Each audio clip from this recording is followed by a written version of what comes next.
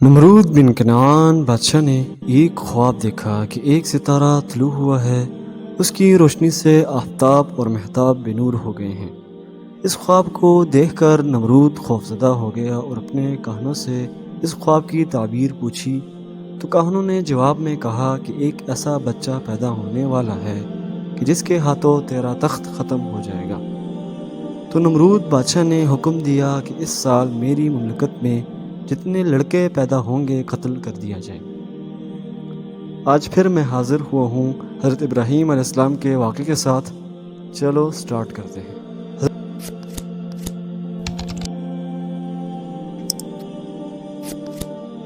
حضرت ابراہیم علیہ السلام قصبہ اہواز میں پیدا ہوئے اور آپ علیہ السلام شہر بابل یا اس کے اطراف میں رہتے تھے، جن کے کھنڈرات اب تک موجود ہے، جو بغداد سے 40 میل کے فاصلے پر ہے۔ یہاں طوفان نوح علیہ السلام سے پہلے غالباً ملک آرمینیا، عراق، ایران اور شام وغیرہ آباد تھی۔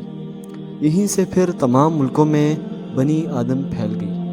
حضرت ابراہیم علیہ السلام کے والد کا نام طارق ہے اور آپ علیہ السلام کے والد کا لقب آزر ہے، اور آپ علیہ السلام کے چچا کا نام بھی آزر ہو سکتا ہے، واللہ عالم۔ حضرت ابراہیم علیہ السلام کا نسب نامہ تفسیر حقانی میں کچھ اس طرح مذکور ہے کہ ابراہیم خلیل اللہ بن طارق، جن کو آزر بھی کہتے ہیں، بن ناخور، جن کو سروج بھی کہتے ہیں، بن رعو، بن فلجم، جن کو فاتح بھی کہتے ہیں، بن عابر، بن شالح، بن قینان، بن ارفخشد، بن سام، بن نوح علیہ السلام سے آپ علیہ السلام کا نسب نامہ جا کے ملتا ہے۔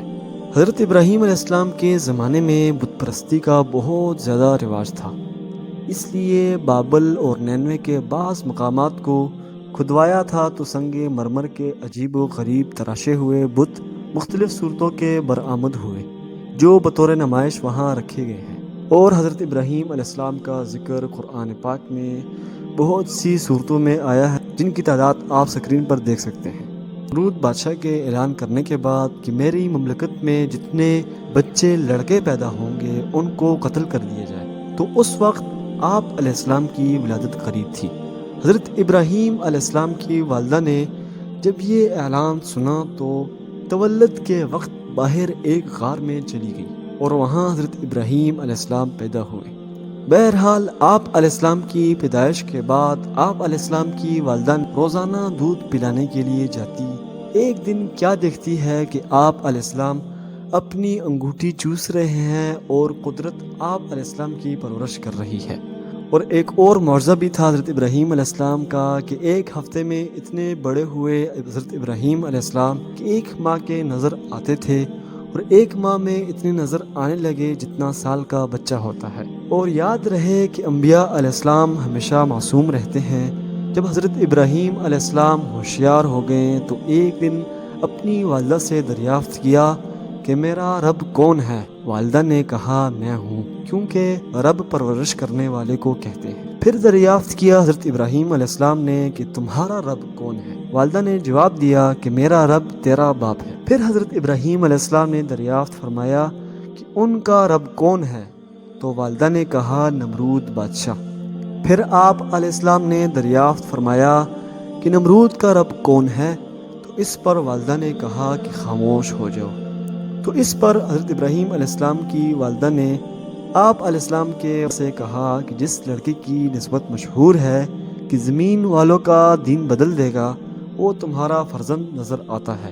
اس کے بعد حضرت ابراہیم علیہ السلام کا بت پرستی پر لعنت اور پوجنے والوں سے جھگڑا تکرار زیادہ ہوا، اور ان سب حالات سے جب وقت کا بادشاہ نمرود باخبر ہوا، حضرت ابراہیم علیہ السلام کو اپنی عدالت میں بلایا۔ حضرت ابراہیم علیہ السلام بے خوف ہو کر نمرود کے پاس گئے۔ لوگ جب نمرود کے پاس حاضر ہوتے تو اس کو سجدہ کرتے۔ جب حضرت ابراہیم علیہ السلام نے نہ سجدہ کیا اور نہ ہی سر جھکایا تو اس پر نمرود نہایت غصے سے حضرت ابراہیم علیہ السلام کو کہا کہ تو نے مجھے سجدہ کیوں نہیں کیا؟ حضرت ابراہیم علیہ السلام نے بے خوف ہو کر کہا کہ میں بغیر پروردگار عالم کے اور کسی کو سجدہ نہیں کرتا۔ تو نمرود نے کہا کہ تیرے پروردگار کی کیا تعریف ہے؟ حضرت ابراہیم علیہ السلام نے جواب دیا کہ میرا پروردگار مرنے اور جلانے کی طاقت رکھتا ہے، نمرود نے کہا میں بھی مارتا جلاتا ہوں۔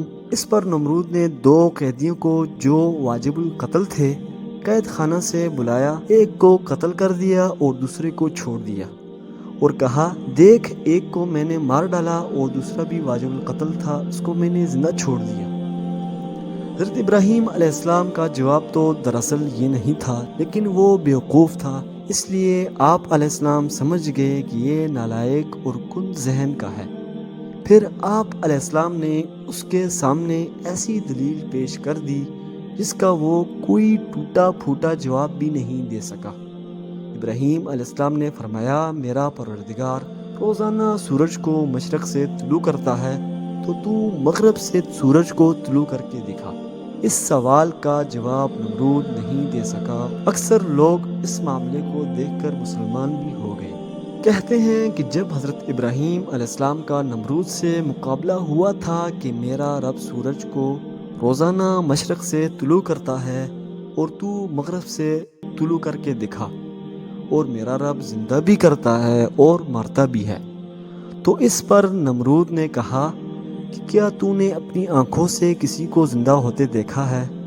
تو حضرت ابراہیم علیہ السلام نے اللہ تعالیٰ کی بارگاہ میں عرض کیا کہ مجھے دکھا تو مردوں کو کس طرح زندہ کرتا ہے، جیسا کہ اللہ تعالیٰ کا فرمان ہے قرآن پاک میں، جس کا ترجمہ کچھ اس طرح ہے، اور جب کہا ابراہیم علیہ السلام نے کہ اے میرے پروردگار مجھے دکھا کہ تو مردوں کو کیسے زندہ کرتا ہے، فرمایا کیا تجھے یقین نہیں کہ میں مردوں کو زندہ کرتا ہوں؟ عرض کیا یقین تو ہے لیکن میرے دل کو یقین ہو جائے۔ فرمایا پس پکڑ 4 پرندے، پس عادت ڈالی اپنے ساتھ ان کی، پھر اوپر پہاڑ کے ان کے ٹکڑے رکھ، پھر ان کو بلا، آئیں گے تیری طرف دوڑتے ہوئے، اور جان کہ اللہ غالب حکمت والا ہے۔ اسی طرح پھر حضرت ابراہیم علیہ السلام نے خدا کے حکم سے ان پرندوں کو ذبح کیا اور سر اپنے پاس رکھے، باقی ان کے جسم کو ٹکڑے ٹکڑے کر دیا اور ان ٹکڑوں کو 4 یا 7 پہاڑوں پر رکھ دیا۔ آپ علیہ السلام جس پرندے کا سر پکڑ کر بلاتے، فوراً سب پہاڑوں سے اس پرندے کے اجزاء اڑ کر ایک پرندہ بن جاتا اور اپنے سر سے لگ کر زندہ بھی ہو جاتا۔ پھر اس کے بعد ایک دن حضرت ابراہیم علیہ السلام نے اپنے والد سے کہا اے میرے والد یہ کیا مورتی ہے کہ جن کی آپ بندگی کرتے ہو اور رات دن اس کو سجدے کرتے رہتے ہو؟ تو والد نے کہا کہ یہ ہمارے خدا ہے۔ ابراہیم علیہ السلام نے جواب دیا کہ یہ ہمیں نہ ہی نفع پہنچا سکتے ہیں اور نہ ہی نقصان۔ والد نے کہا کہ تو ہمارے خداؤں سے بیزار ہے، البتہ سنسار کیا جائے گا تمہیں۔ بہرحال حضرت ابراہیم علیہ السلام نے اپنی قوم اور والد کو ہر طرح سے سمجھایا لیکن کوئی نہ سمجھا۔ کچھ عرصے کے بعد جب ان کے ایک بڑے میلے کا وقت آیا، اس قوم میں ایک میلہ ہوا کرتا تھا جس طرح ہمارے ہاں عید الاضحیٰ عید الفطر ہوتا ہے۔ بہرحال حضرت ابراہیم علیہ السلام کے والد نے اپنے بیٹے سے کہا کہ کل ہماری عید ہے، جنگل میں میلہ لگے گا، جاتے وقت ہم نفیس کھانے پکا کر بتوں کے پاس رکھیں گے اور میلے سے واپسی پر آ کر اس کھانے کو کھائیں گے۔ تم بھی ہمارے ساتھ چلو اور ہمارے میلے کی رونق دیکھو، پھر واپس آ کر بتوں کی سجاوٹ دیکھنا۔ جب یہ سب کچھ تم دیکھ لو گے تو پھر تم ہم کو ان بتوں کی پرستش سے نہیں روکو گے۔ حضرت ابراہیم علیہ السلام نے ایک وقت یہ بات کہی تھی کہ میں تمہارے بتوں کو نہیں چھوڑوں گا، پھر اس طاق میں تھے کہ موقع مل جائے اور اپنی بات کو پورا کرو۔ یہ اصل موقع تھا جس کا ابراہیم علیہ السلام کو انتظار تھا۔ حضرت ابراہیم علیہ السلام نے میلے میں جانے سے اپنے آپ کو کسی طریقے سے بچایا اور کہا کہ میں بیمار ہوں۔ عید سے 2 دن پہلے حضرت ابراہیم علیہ السلام بیمار بھی تھے، اس لیے والد کو بھی یقین آ گیا کہ آج پھر بیمار ہو گئے ہوں گے۔